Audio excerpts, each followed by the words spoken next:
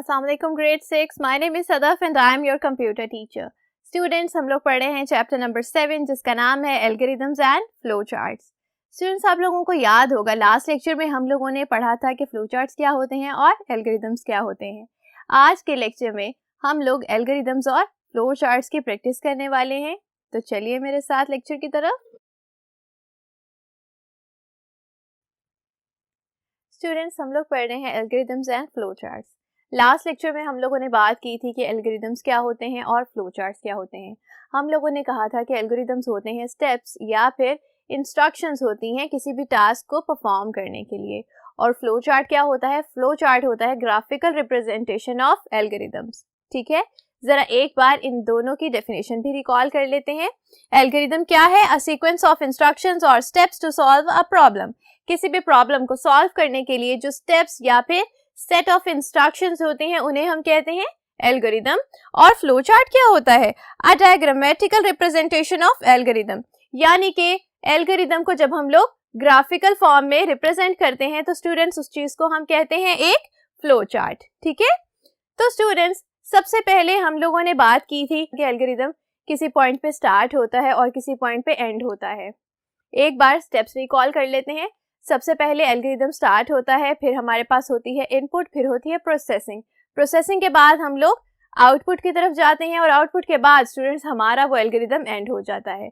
उसी तरह से फ्लो चार्ट काम करता है। सबसे पहले फ्लो चार्ट स्टार्ट होता है, फिर इनपुट लेते हैं हम और फिर उसके ऊपर होती है प्रोसेसिंग, और उसके बाद हम लोग आउटपुट की तरफ जाते हैं और फिर स्टूडेंट्स हमारा फ्लो चार्ट उसके बाद एंड हो जाता है।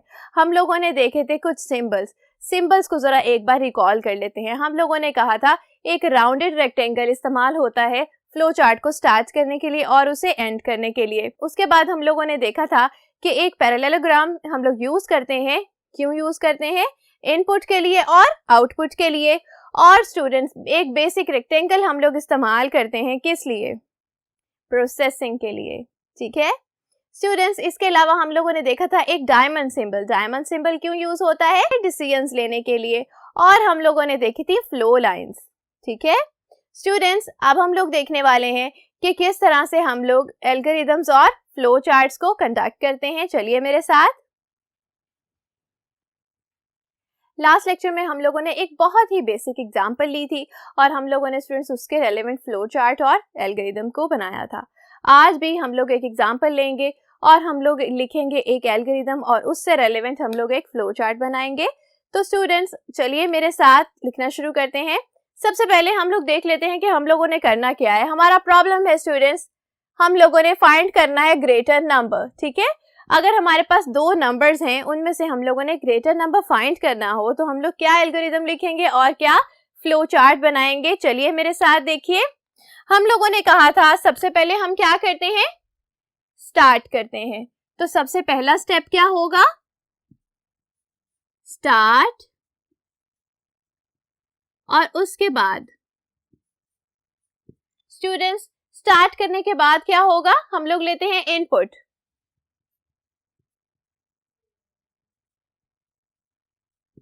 यानी कि स्टूडेंट्स अगर हम लोगों ने दो नंबर्स में से ग्रेटर नंबर फाइंड आउट करना है तो हम क्या करेंगे?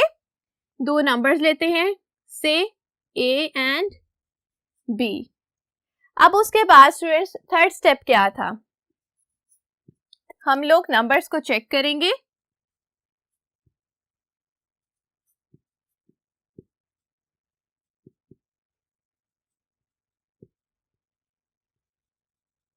कि इनमें से कौन सा नंबर ग्रेटर है। और स्टूडेंट्स फोर्थ स्टेप में हम लोग क्या करते हैं? फोर्थ स्टेप में हम लोग आउटपुट लेते हैं, ऐसे ही है ना? तो स्टूडेंट्स हम लोग प्रिंट करवाएंगे ग्रेटर नंबर को।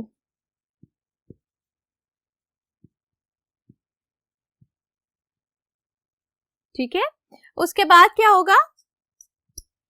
हमारा आउटपुट आ गया, यानी कि प्रॉब्लम सॉल्व। उसके बाद इसे हम एंड कर देंगे। तो स्टूडेंट्स लास्ट स्टेप क्या होता है? हमेशा एंड।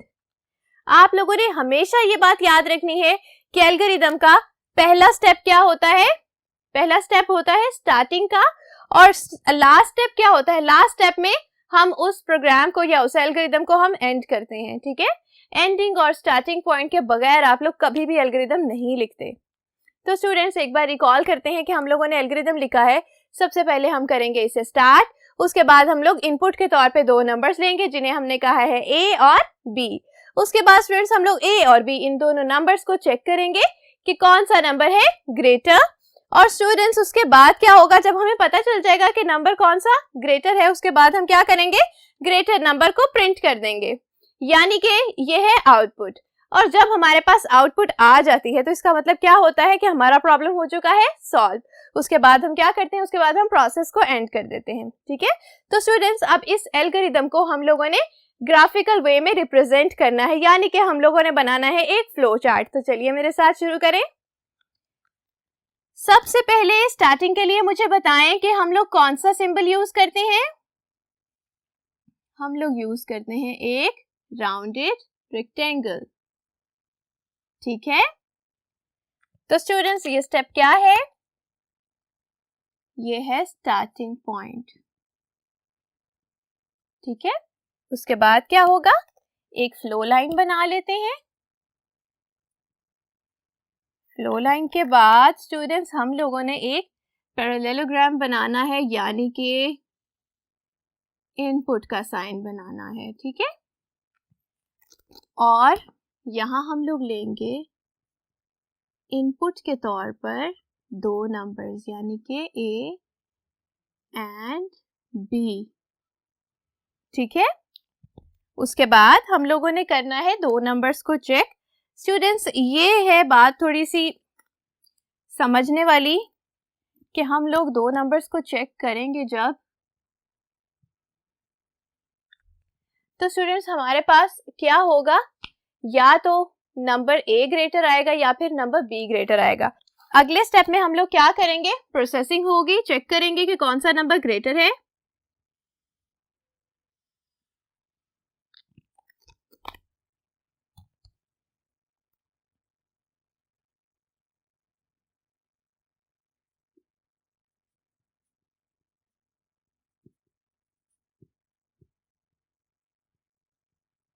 ठीक है, इस पॉइंट पे हम लोग नंबर्स को चेक करेंगे। स्टूडेंट्स नेक्स्ट पॉइंट क्या होगा, आप लोग मुझे बताएं कि इसकी आउटपुट क्या आनी चाहिए। आउटपुट में हमारे पास दो पॉसिबिलिटीज हैं, या तो नंबर ए ग्रेटर होगा या फिर बी ग्रेटर होगा। ठीक है, हमारे पास एक आउटपुट नहीं आ रही स्टूडेंट्स, यहाँ पर हमें लेना पड़ेगा डिसीजन। डिसीजन लेने के लिए हम लोगों ने कौन सा सिंबल यूज किया था, हम लोगों ने यूज किया था डायमंड सिंबल, याद है ना। तो स्टूडेंट्स यहां हम लोग अब लेंगे एक diamond symbol,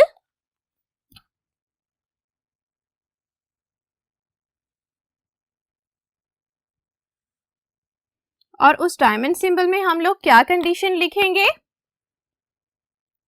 A is greater than B. तो स्टूडेंट्स अगर तो ए ग्रेटर होगा तो इसका मतलब क्या होगा कि ये डिसीजन है ट्रू। उसके लिए हम लोग एक एग्जिट पॉइंट बना लेते हैं, अगर तो है ये ट्रू। ठीक है, और स्टूडेंट्स अगर ए ग्रेटर नहीं है तो इसका मतलब क्या होगा, ये कंडीशन है फॉल्स। ठीक है,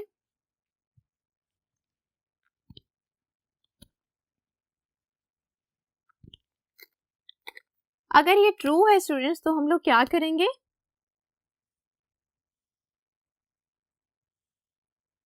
हम लोग प्रिंट करेंगे ए को। ठीक है, ये सिंबल क्यों यूज होता है, ये सिंबल यूज होता है इनपुट के लिए और आउटपुट के लिए। इस स्टेज पे स्टूडेंट्स हम लोग इस सिंबल को यूज कर रहे हैं आउटपुट के लिए। ठीक है, अगर हमारी कंडीशन ट्रू होती है, यानी कि अगर ए ग्रेटर है वाकई में, तो क्या होगा, हम लोग प्रिंट करेंगे ए को। ठीक है, और अगर स्टूडेंट्स ये कंडीशन फॉल्स होती है तो क्या होगा, देखिए मेरे साथ,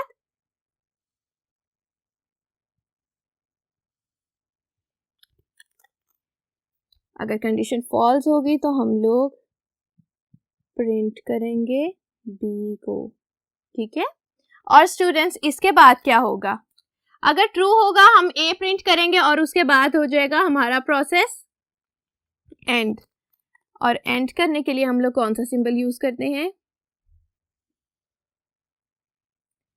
एक राउंडेड रेक्टेंगल यूज करते हैं ना। और ये प्रोसेस हो गया एंड। और अगर स्टूडेंट्स हमारी कंडीशन फॉल्स होती है और हम करते हैं प्रिंट बी, तो उसके बाद बी प्रिंट होने के बाद हम इस प्रोसेस को कर देंगे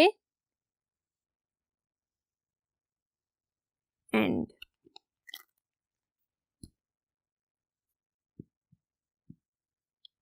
ठीक है स्टूडेंट्स, जो लास्ट लेक्चर में हम लोगों ने एग्जांपल पढ़ी थी वो बहुत बेसिक थी। ये वाली एग्जांपल थोड़ी सी क्रिटिकल है। क्यों? क्योंकि यहाँ पर हमें डिसीजन लेना पड़ रहा है। तो स्टूडेंट्स एक दफ़ा हम लोग अच्छे से रिकॉल कर लेते हैं अपने इस फ्लो चार्ट को। सबसे पहले हम लोगों ने उसे स्टार्ट किया, उसके बाद हम लोगों ने इनपुट ली। इनपुट के लिए हम लोगों ने कौन सा सिंबल यूज किया है? इनपुट के लिए हम लोगों ने सिंबल यूज किया है पैरेललोग्राम। ठीक है, इनपुट्स ली नंबर ए और नंबर बी। अब हम लोगों ने फाइंड आउट करना है कि नंबर ए ग्रेटर है या नंबर बी ग्रेटर है। तो स्टूडेंट्स उसके बाद होगी प्रोसेसिंग। प्रोसेसिंग में हम लोगों को पता चलेगा कि नंबर ए ग्रेटर है या नंबर बी ग्रेटर है। अब उसके बाद हम लोग कंडीशन लगा देंगे। अगर तो नंबर ए ग्रेटर है तो स्टूडेंट्स क्या होगा? प्रिंट होगा ए। और अगर ये कंडीशन फॉल्स है यानी कि नंबर ए ग्रेटर नहीं है, अगर नंबर ए ग्रेटर नहीं है स्टूडेंट्स तो कौन सा नंबर ग्रेटर है? बी ग्रेटर हुआ ना, क्योंकि हमारे पास दो ही नंबर्स हैं, एक ग्रेटर होगा और एक होगा स्मॉलर। तो स्टूडेंट्स अगर नंबर ए ग्रेटर नहीं है तो क्या होगा? हम लोग प्रिंट कर देंगे नंबर बी को। और उसके बाद स्टूडेंट्स क्या होगा? हमारा प्रोसेस एंड हो जाएगा।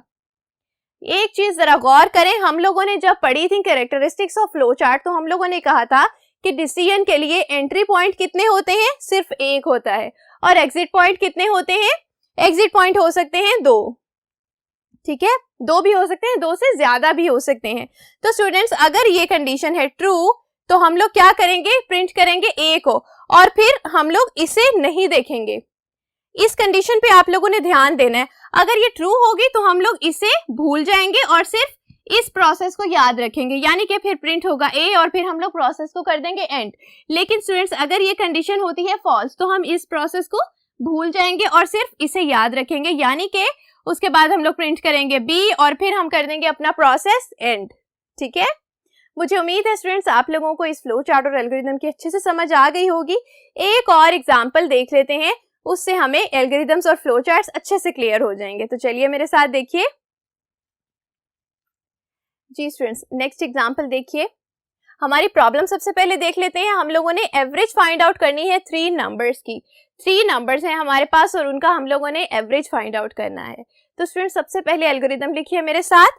सबसे पहले क्या होता है? हमारा प्रोसेस होता है स्टार्ट। पहला स्टेप हमेशा स्टार्ट होता है। ठीक है, और सेकंड स्टेप में हम लोग क्या करते हैं? सेकंड स्टेप में हम लोग लेते हैं इनपुट, यानी कि स्टूडेंट्स हम लोग 3 नंबर्स है ना हमारे पास, 3 नंबर्स ले लेंगे और उन 3 नंबर्स को हम लोग कह देते हैं कि ये है ए बी एंड सी। ठीक है, अब थर्ड स्टेप क्या है? थर्ड स्टेप में हम लोग लिखते हैं कमांड्स जो कि हम लोग यूज करते हैं अपनी प्रॉब्लम को सॉल्व करने के लिए। तो स्टूडेंट्स हमारी प्रॉब्लम है कि हम लोगों ने 3 नंबर्स का एवरेज फाइंड आउट करना है और 3 नंबर्स हम लोगों ने यहाँ पर डिक्लेयर कर दिए हैं कि वो नंबर्स हैं ए बी एंड सी। तो स्टूडेंट्स सोल्यूशन में हम लोग क्या करेंगे? ए प्लस बी प्लस सी करेंगे और उन सब को हम लोग डिवाइड कर देंगे 3 के साथ और इसको हम लोग कह देते हैं कि ये है से एस है। ये अगर हम एस कहते हैं एवरेज को, तो स्टूडेंट्स एवरेज हम लोग किस तरह से फाइंड आउट करते हैं? तीनों नंबर्स को ऐड करते हैं और उनको हम लोग उस नंबर पे डिवाइड कर देते हैं जितने वो टोटल नंबर्स हैं। 3 नंबर्स हैं तो 3 नंबर्स को ऐड करके 3 पर डिवाइड कर देंगे तो हमारे पास क्या आ जाएगी? एवरेज आ जाएगी। यही कमांड्स यूज करते हैं ना हम लोग एवरेज फाइंड आउट करने के लिए। तो स्टूडेंट्स जब हमारा प्रॉब्लम हो जाएगा सॉल्व तो क्या आएगा? हमारे पास रिजल्ट्स आएंगे जिनको हम कहते हैं आउटपुट।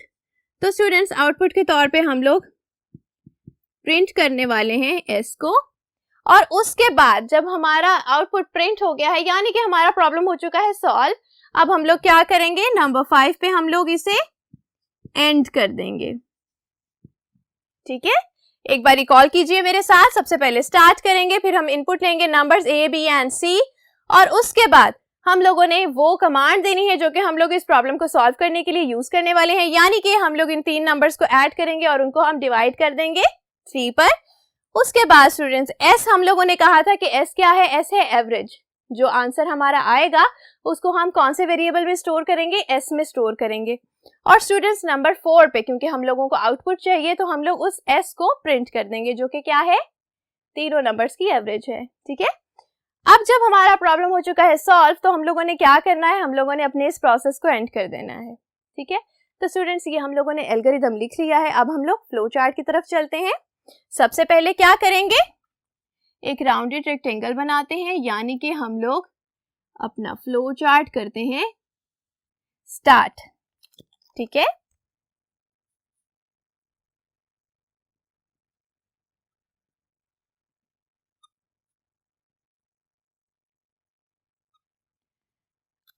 अब क्या करेंगे, हमारा नेक्स्ट स्टेप क्या है, इनपुट है। ए, बी और सी नंबर्स हम लोगों ने लेने हैं इनपुट के तौर पर। तो स्टूडेंट्स इनपुट के लिए कौन सा सिंबल यूज करते हैं,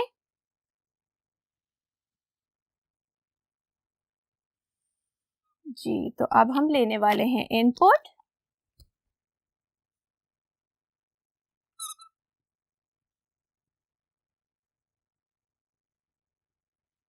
और इनपुट के तौर पे हम लोग 3 नंबर्स लेंगे, ए, बी एंड सी। ठीक है, नेक्स्ट स्टेप की तरफ जाने से पहले हम लोग एक फ्लो लाइन ड्रॉ कर लेते हैं। और स्टूडेंट्स नेक्स्ट स्टेप है हमारा प्रोसेसिंग का स्टेप, और प्रोसेसिंग के लिए हम लोग कौन सा सिंबल यूज करते हैं, हम लोग यूज करते हैं एक रेक्टेंगल। ठीक है, और उस रेक्टेंगल में हम लोग वो कमांड लिखते हैं जो कि हम लोग इस्तेमाल करते हैं प्रॉब्लम को सॉल्व करने के लिए, यानी कि यहां हम लिख लेते हैं S is equal to a plus b plus c और इसे हम डिवाइड कर देंगे 3 पर। ठीक है, नेक्स्ट फ्लो लाइन ड्रॉ करें।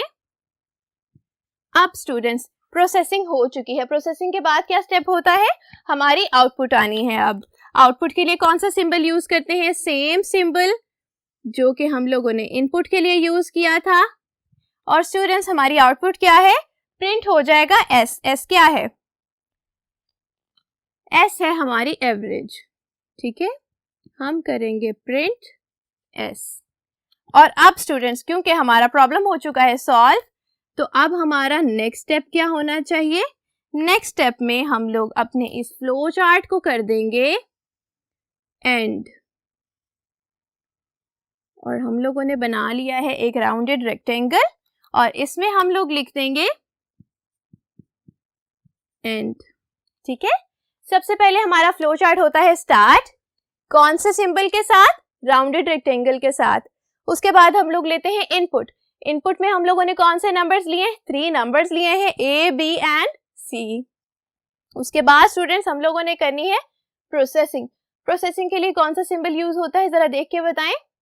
रेक्टेंगल यूज किया है ना हमने, रेक्टेंगल यूज होता है प्रोसेसिंग करने के लिए। और प्रोसेसिंग में क्या हो रहा है स्टूडेंट्स, हम लोगों ने इन तीनों नंबर्स को पहले प्लस किया और उनको डिवाइड कर दिया 3 के साथ।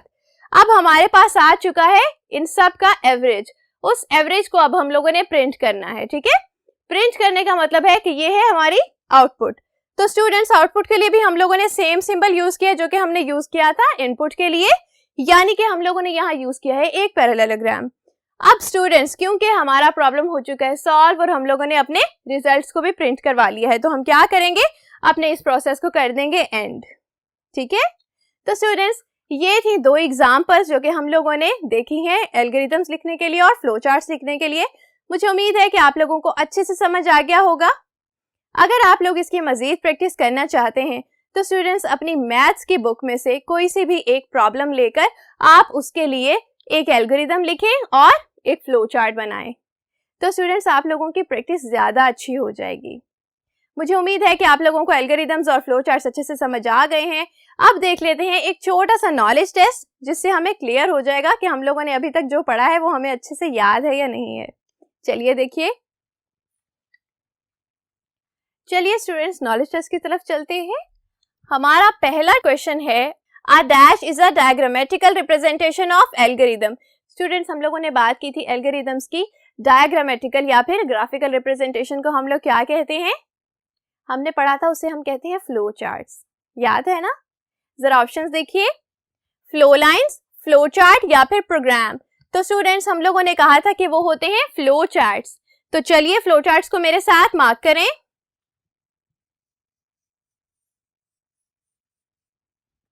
नेक्स्ट क्वेश्चन देखिए, नेक्स्ट क्वेश्चन है which symbol of flow chart is use to choose one option out of to.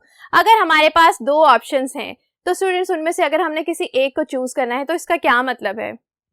इसका मतलब है कि हम लोगों ने डिसीजन लेना है, ऐसे ही है ना। और उसके लिए हम लोग कौन सा सिंबल यूज करते हैं? डायमंड सिंबल यूज करते हैं। जरा ऑप्शंस देखिए मेरे साथ, हमारे पास है ऑप्शन डिसीजन, प्रोसेसिंग या फिर आउटपुट। तो स्टूडेंट्स अभी अभी हम लोगों ने बात की है कि ये होता है डिसीजन लेना। जब हम लोगों को दो ऑप्शंस में से किसी एक ऑप्शन को चूज करना पड़े तो हम उसे कहते हैं डिसीजन। तो चलिए मेरे साथ इसे मार्क करें।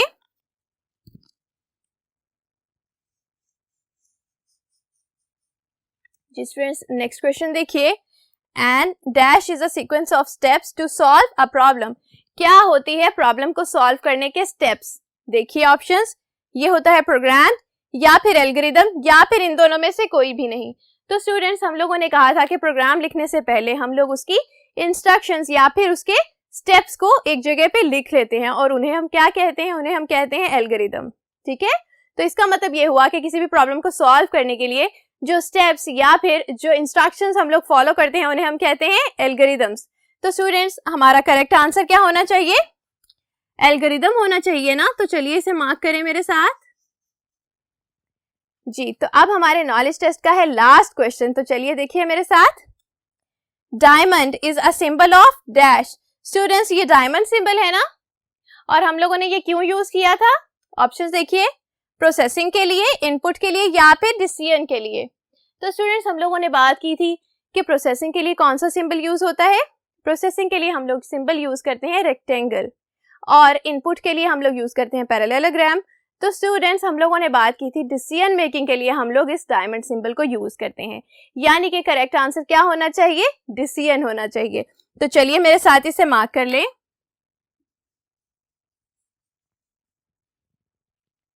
जी स्टूडेंट्स, तो हम लोगों ने अपना नॉलेज टेस्ट भी कर लिया है पास। अगर आप लोगों ने अभी तक इन क्वेश्चंस के आंसर्स को अपनी बुक्स पे नोट नहीं किया तो स्टूडेंट्स वीडियो को पॉज करें और जल्दी से इसके आंसर्स को मार्क कर लें। नेक्स्ट लेक्चर में स्टूडेंट्स हम लोग लूप्स और कंडीशंस के बारे में पढ़ने वाले हैं। तब तक अपना ख्याल रखिएगा। अल्लाह हाफिज।